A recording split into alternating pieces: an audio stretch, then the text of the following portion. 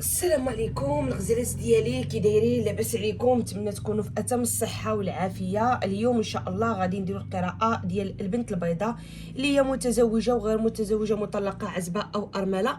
كل وحده كيفاش تنطبق عليها القراءه على حسب الظروف ديالها وعلى حسب الاحداث اللي عندها في حياتها. نبداو ان شاء الله على بركه الله القراءه ديال البنت البيضاء. طبعا القراءه بالنجمه اليهوديه. بالنسبه للناس اللي باغيين يتواصلوا معنا على الرقم ديالنا الخاص للقراءات الخاصه وكذلك للاعمال الخاصه، تلقاو الرقم ديالنا على الشاشه فين ما كنتوا في العالم. فاحنا كنتواصلوا معكم نتوما في الاماكن ديالكم، مجرد التواصل معنا على الرقم الظاهر على الشاشه. هذا الرقم البنات راه كيخدم واتساب ومكالمات. فالبنات ولا الولاد فمرحبا بكم والف الف مرحبا. بالنسبه للناس اللي كيسولوا باش ما ننساش على الاعمال اللي تنخدموا، بالنسبه للاعمال فحنا كنخدموا جميع الاعمال، فهي مضمونه 100%، وهي اعمال يهوديه واعمال علويه وكذلك اعمال سفليه.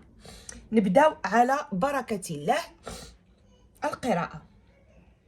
بالنسبه للبيضاء اللي عندها الحبيب ديالها ولا الزوج ديالها اللي هو مقلوب اللبس، الراجل اللي تيشتغل في الميدان الحكومي، هاد السيد اختي كنشوفو ملفت عليك دابا، عاطيك بالظهر، ما ناويش لا يهضر ولا يتكلم. الحمد لله، عفوا البنات. المهم هاد السيد هذا ما باغيش يدير خطوه اتجاهك. هاد السيد هذا كينتظرك انت ديري الخطوه اتجاهه. فهاد الانسان هذا حبيبتي من الاحسن وكنصيحه من عندي، كان زوج ولا كان حبيب، فحسب اللي كنشوف انا هنا قدامي ما ديريش انت الخطوه نهائيا، لانني راني كنشوفك كتفكري ديري الخطوه، ولكن راكي مازال في المكان ديالك كتخممي كتقولي ندير الخطوه ما نديرهاش. فانا حبيبتي كنوصيك وتنقول لك ما ديريش نهائيا هاد الخطوه، لان هاد السيد هذا الا درتي هاد الخطوه هذه عفوا البنات، الا درتي هاد الخطوه هذه جيت هاد السيد هذا، فحبيبتي غادي نقول لك انا هاد الخطوه بمثابه غادي تدمري راسك، غادي تدمري راسك وغتدمري حتى العلاقه. غتقولي لي علاش؟ غادي نقول لك انا هاد السيد هذا الا درتي الخطوه فعلا غادي يتصالح معك وغادي يتواصل معك، ولكني غتولي دائما كديري هاد الخطوه، دائما فوق ما وقع بيناتكم مشاكل او صداع او ابتعاد او كما كان، دائما السيد غينتظرك انت ديري الخطوه، ودائما خصك طيحي انت من الراس ديالك ومن الكرامه ديالك باش تهضري وتتكلمي معاه، والا ما درتيهاش غادي يبقى الانسان هذا غضبان عليك. حنا غادي نبعدوا من هذا المشكل هذا، وما غاديش نديروا حنا الخطوه تجاه هذا السيد، لان كوني متاكده حبيبتي هذا الانسان هذا راه غير يقطع الياس بانك انتي راكي ما غاديش تواصلي معاه، ما غاديش تهضري وتتكلمي معاه، صافي بقيتي في المكان ديالك. فكوني متاكده حبيبتي راه هو غيتصل بك وغيهضر ويتكلم معاك ان شاء الله، ولان بيناتكم صلح وبيناتكم رجوع. غير حاولي تبردي على نفسك، لانني كنشوفك مأزمه على هذا السياد ومفقوصه عليه وحالتك ما هياش. راه هو غير تهدني، راه غادي يتصل بك، شويه ديال الصبر راه هو غيتصل بك.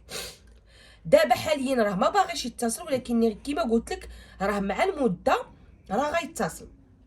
بالنسبه للبيضه اللي عندها الحبيب ديالها ولا الزوج ديالها اللي هو بيض طويل عريض الكتاف، هاد الانسان حبيبتي تيحبك بزاف ومتعلق بك بزاف بزاف وما عندوش من غيرك.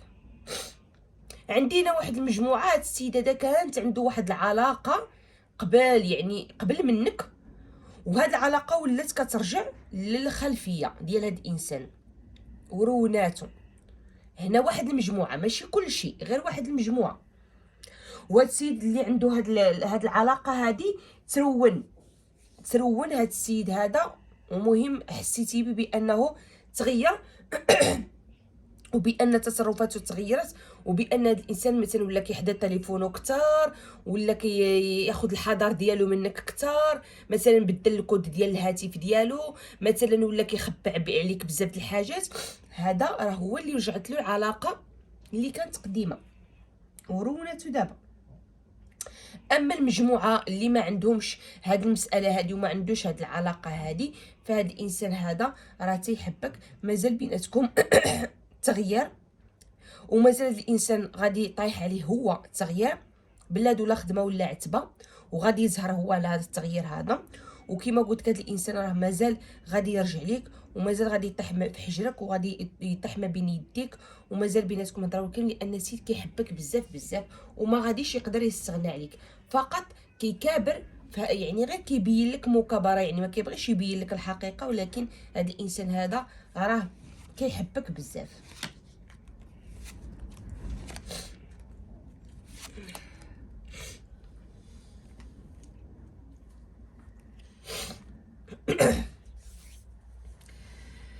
لا اله الا الله.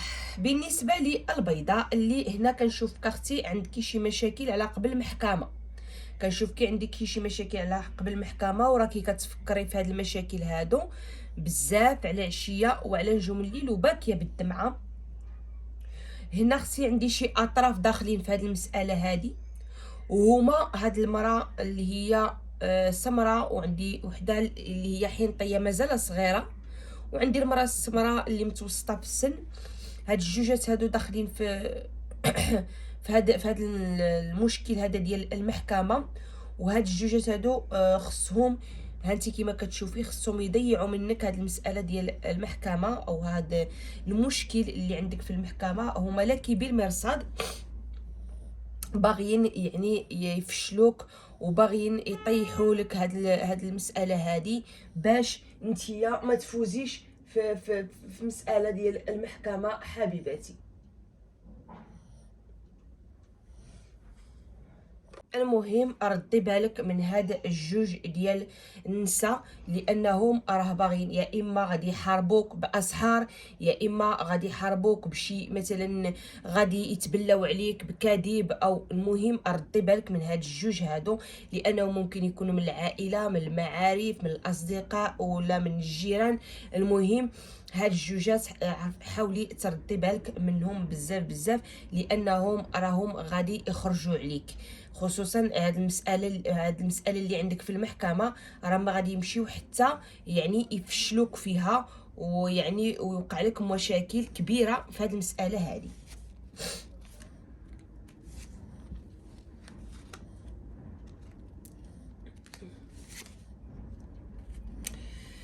بالنسبه للبيضاء اللي عندها الحبيب ديالها ولا الزوج ديالها اللي هو حنطي طويل عريض الكتاف، هاد الانسان حبيبتي تيبين لك البرود، تيبين لك البرود وكيبين لك الوجه الخشب. يعني هاد السيد كيبين لك بانه ما مسوقش، ما ديهاش فيك، ما حش فيك، ما كيفكرش فيك. وحتى انت هكاك، حتى انت كتكبري وكتبيني له هاد المساله، يعني بجوج بكم عندكم نفس الطاقه. انت كتبيني له بانك ما داياهاش فيه، انك ما كتفكريش فيه، بانك نسيتيه. اذا بجوج بكم عندكم نفس الطاقه، ولكن الحقيقه غير انت كتفكري فيه ليل ونهار، وهو كذلك كيفكر فيك ليل ونهار، تيفكر فيك بزاف. هاد الانسان اختي اذا كان زوج راه عنده تريكه، كاينه تريكه كيفكر فيها، واذا كان حبيب كذلك عندي واحد المجموعه، يعني عنده تريكه، اما مزوج عنده الاولاد، اما مطلق وعنده الاولاد، واحد المجموعه. وكاينه مجموعه اللي هاد الانسان هذا ديال راسو. المهم انا نحاول نقول لك بالنسبه للمجموعه اللي هذا الانسان هذا دراسو ما عنده لا ولاد لا والو، فهاد الانسان حبيبتي قريبا غادي يطلب منك الزواج، وعندك تحقيق الامنيه معاه، لان هذا الانسان هذا باغي يتزوج، باغي يستقر، وباغي يدير وليدات. اما بالنسبه اللي عنده وليدات راه كيفكر فيهم بزاف بزاف، كانوا وليدات مشاركين معاك او كانوا وليدات ديالو هو بوحدو، فهو راه كيفكر في هذه التركه. مازال بيناتكم رجوع، ومازال بيناتكم هضره وكلام، ومازال غادي تسافروا بجوج بيكم في المستقبل، جايكم سفر بجوج بيكم. هاد الانسان هذا هنا كاينه المجموعه اللي انت غتاخدي له واحد الهديه، وكاينه مجموعه اخرى اللي هو اللي غادي يعطيك هديه.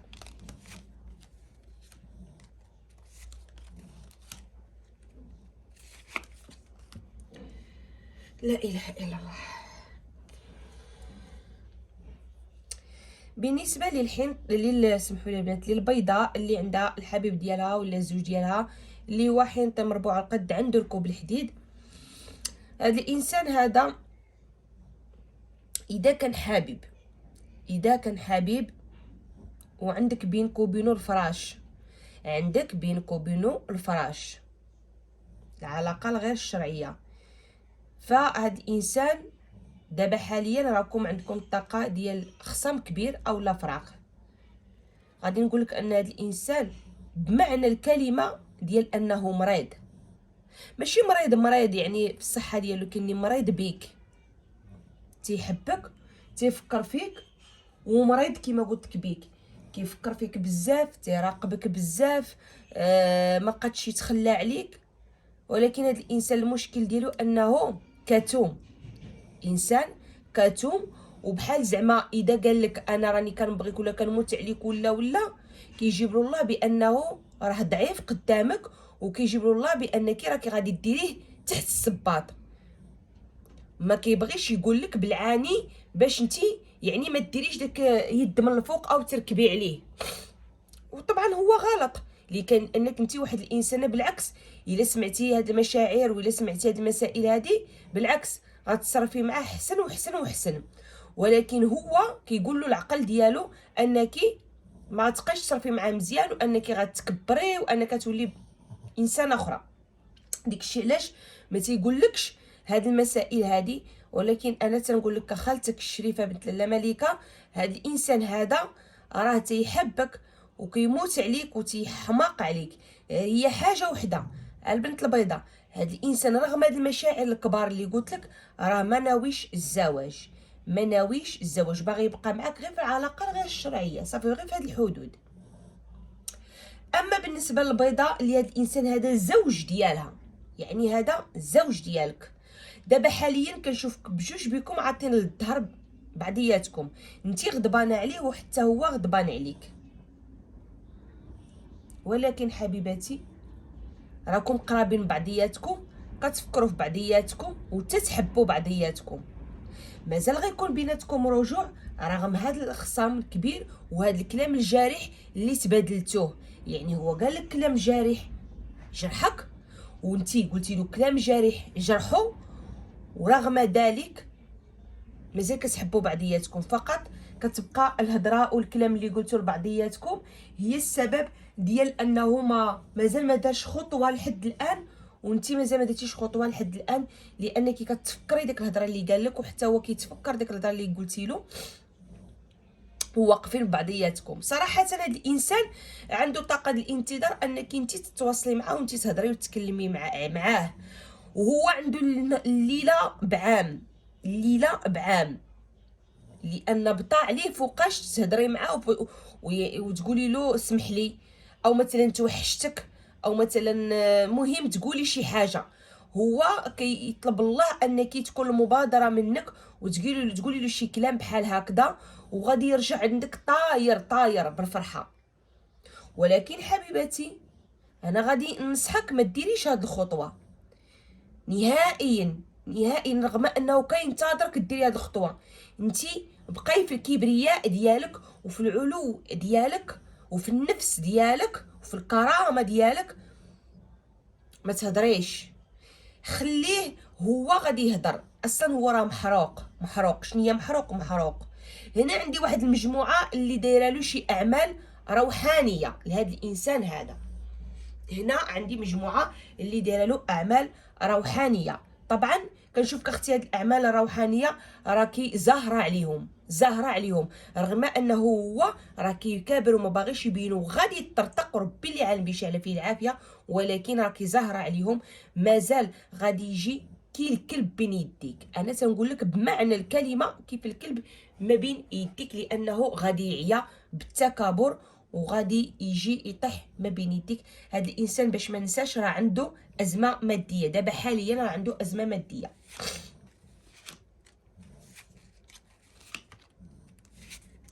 بالنسبه للبيضاء اللي عندها الحبيب ديالها ولا الزوج ديالها اللي هو ضراب القلم، الراجل اللي كيخدم بالقلم ديالو موظف او المهم العمل ديالو كيخدم بالستيلو بالقلم، فهاد الانسان هذا حاليا حبيبتي كنشوفو ضاعت منه شي حاجه تيفكر فيها.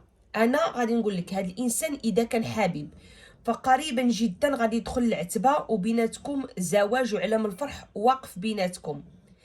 اما هاد الانسان اذا كان زوج فحبيبتي ردي بالك، شوف اختي قداش الاسحار باينه وواضحه اللي دخلت العتبه ديالك، ها فين البيت الفراش ديالك، يعني ماشي غير في العتبه، هاد الناس دخلوا لك الاسحار لقلب الدار ديالك، القلب المحل ديالك، القلب بيت الفراش ديالك، ها هي اسحار دخلوها لك البيت الفراش ديالك، وراها دابا دارت لك مشاكل مع هاد الزوج وراكم واصلين للحضيض. راه كاين هنا اللي واصله للمحاكم، كاين اللي كتفكر في الطلاق، كاين اللي راجلها باغي يطلقها، كاين اللي خرجت من الدار او لا هو خرج من الدار. هنا عندي طاقه الخساره، فردي بالك، حاولي طهري العتبه ديالك الدار ديالك باش ترجعوا كما كنتم، لان لا بقيتو هكذا راكم ما تمشيو حتى تفارقوا. وردي بالك حتى من الناس اللي تيدخلوا عليك وكيدخلوا لك هذا الشيء هذا، لان انا كنقول لك راه اقرب الاقرباء هما اللي يدخلوا لك هاد الاسحار هذه. بالنسبه للبيضاء اللي عندها الحبيب ديالها ولا الزوج ديالها اللي هو ابيض مربوع القد عنده ركوب الحديد، هذا الانسان حبيبتي بيناتكم خصام وكاين هنا اللي تفارقوا، انت كتفكري في هذا الخصام وفي هذا الفراق، وهذا الانسان هو حتى هو كيفكر في هذا الخصام وفي هذا الفراق، بجوج بكم عندكم نفس التفكير، ولكن حبيبتي مازال غيكون الصلح بيناتكم، غير هو حاجه وحده، هو ما غاديش يتصالح معاك باش نكونوا واضحين. الصلح اللي طالع لي هنايا ها هو اختي من جهتك انت اللي غادي تصالحي معاه، انت اللي غتصالحي معاه.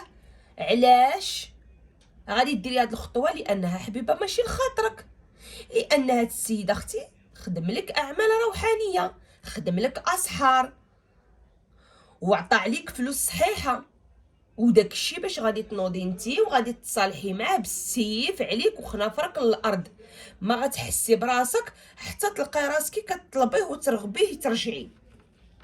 وها انتي وردي بالك الهضره اللي تنقول، وغادي تقولي قالتها خالتي الشريفه.